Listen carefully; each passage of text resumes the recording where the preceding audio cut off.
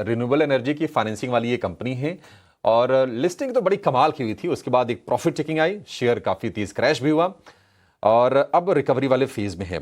खबर आज ये आई है कि इरडा 4,500 करोड़ रुपए का QIP यानी कि क्वालिफाइड इंस्टीट्यूशनल प्लेसमेंट कर रहा है। मतलब बड़े निवेशकों को शेयर जारी करके वो पैसे रेज करेगा। फ्लोर प्राइस है 173 रुपए के आसपास का, मतलब ज़्यादा कोई फर्क नहीं, 176 करके क्लोजिंग है, 173 83 ये है फ्लोर प्राइस, 174 रुपए के आसपास का। शरण जी, इरडा कैसा आपको मूव दिखा रहा है? ये चार्ट क्या संकेत दे रहा है? क्या इसमें अगर किसी की पोजीशन तेजी की है तो बनाए रखे? अभिषेक जी, स्टॉक एक अपने रेजिस्टेंस पे अराउंड 180 लेवल, जो उनका 200 डे एक्सपोनेंशियल मूविंग एवरेज भी है। और आप देखें QIP भी ज्यादा डिस्काउंट पे नहीं की गई है, तो एक काफी पॉजिटिव माना जाता है स्टॉक के लिए। तो ओवरऑल अगर एक बार 180 के ऊपर ट्रेड करने चालू करे तो स्टॉक में एकदम ट्रेंड बदल जाएगा, एक पॉजिटिव ट्रेंड हो जाएगा। बाय ऑन डिप्स की स्ट्रैटेजी रहेगी ओवरऑल इंडिया में 180 के ऊपर।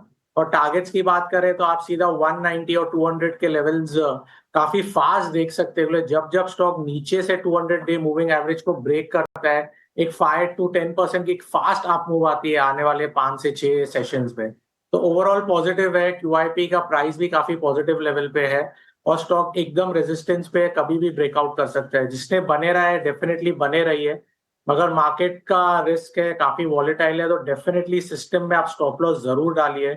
एक बार 165 के स्टॉप लॉस से आप बने रहिए स्टॉक में। ठीक है, 165 के स्टॉप लॉस से बने रहने की सलाह है इरिडा के शेयर में। और ये अच्छी बात है कि डिस्काउंट पर नहीं है ये QIP प्लेसमेंट, यानी कि जो बड़े निवेशकों को जो शेयर दिए जा रहे हैं उनको इस मतलब शेयर भाव के आसपास ही हैं। एक और शेयर में आज आप तेजी देख सकते हैं और वो शेयर है अशोका बिल्डकॉन का। मोटर व्हीकल विभाग महाराष्ट्र से 1387 करोड़ रुपए का इनको LOI यानी कि लेटर ऑफ इंटेंट मिला है और इसके चलते ये फोकस में है।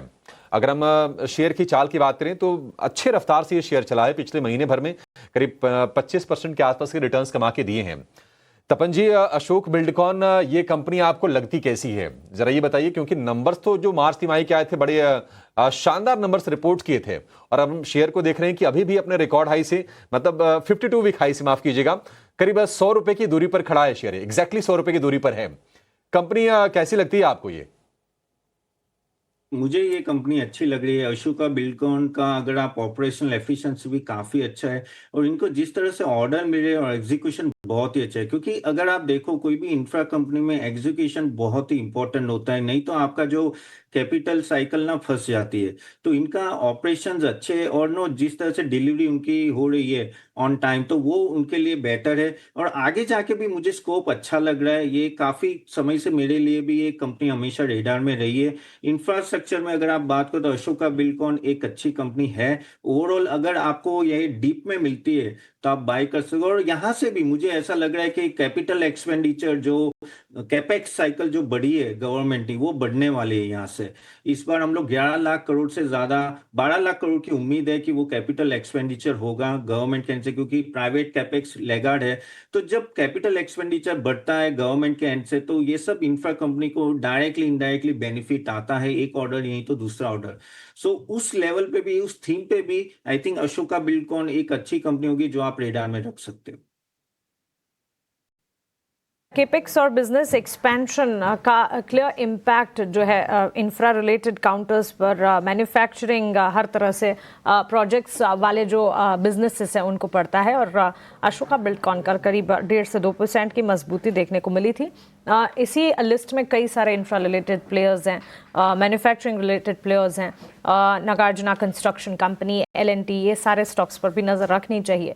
लेकिन ब्रोकरेजेस के रेडार पर भी शेयर्स इस वक्त, और कल ढेर सारी ब्रोकरेजेस आई भी थी और वो सारे ब्रोकरेजेस के रेडार वाले स्टॉक्स में इम्पैक्ट भी पड़ता है। इसी तरह आज भी जो ब्रोकरेज रिपोर्ट